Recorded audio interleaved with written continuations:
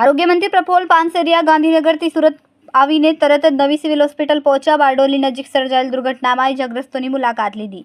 નવી સિવિલ હોસ્પિટલમાં દર્દીઓને પ્રત્યક્ષ મળીને તેમના સ્વાસ્થ્યની જાણકારી મેળવીને પરિવારજનોને હિંમત અને સાંત્વના પાઠવી.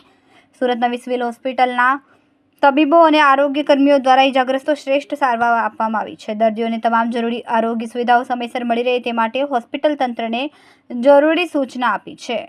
આજે સિવિલની અંદર આમ તો હું બારડોલી બસ દુર્ઘટના ઘટી ત્યારથી સિવિલના સંપર્કમાં છું. અમારા સિવિલ સુપ્રિન્ટેન્ડન્ટ ડૉક્ટરને ત્યારે પણ સૂચના આપવામાં આવી હતી, જે દર્દીઓ અહીંયા દાખલ થાય એમને યુદ્ધના ધોરણે ઓપરેશન, દવા, જે જરૂરિયાત હોય, સીટી સ્કેન, MRI એમની તુરંત જ કરીને એમને પેશન્ટને આપણે ટ્રીટમેન્ટ આપવાની છે, જે ટ્રોમા સેન્ટરની અંદર અપાઈ જ રહી છે. તો પણ સ્પેશિયલ જ્યાં દર્દીઓ એક સાથે અહીં આવે તો આપણે એમને સરસ રીતે ટ્રીટમેન્ટ આપી શકીએ.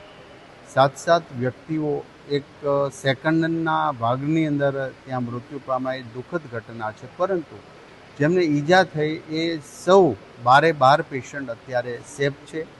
કોઈને બીજો કોઈ પણ પ્રકારનો પ્રોબ્લેમ નથી. એમને ઓપરેશનની જરૂર હતી, એમને ઓપરેશન થઈ ચૂક્યા છે. બાકી જે મેડિકલ ભાષામાં 2 દિવસ પછી કે 4 દિવસ ઓપરેશન કરવાના હોય એ પણ થઈ જશે.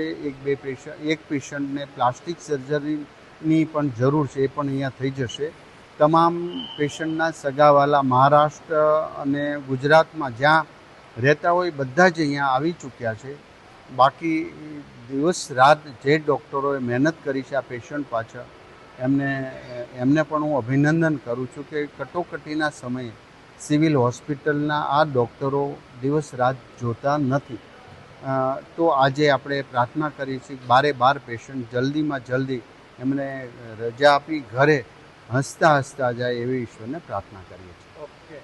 કેમેરામેન સેનલ વિરાણી સાથે વિશાલ છેઠા, માનવ પ્રભા ન્યૂઝ, સુરત. અમારા વિડીયોની નવી અપડેટ મેળવવા માટે સબસ્ક્રાઇબ કરો માનવ પ્રભા ન્યૂઝ ચેનલને. બેલ આઇકન ક્લિક કરો લેટેસ્ટ વિડીયો સૌથી પહેલા મેળવવા માટે.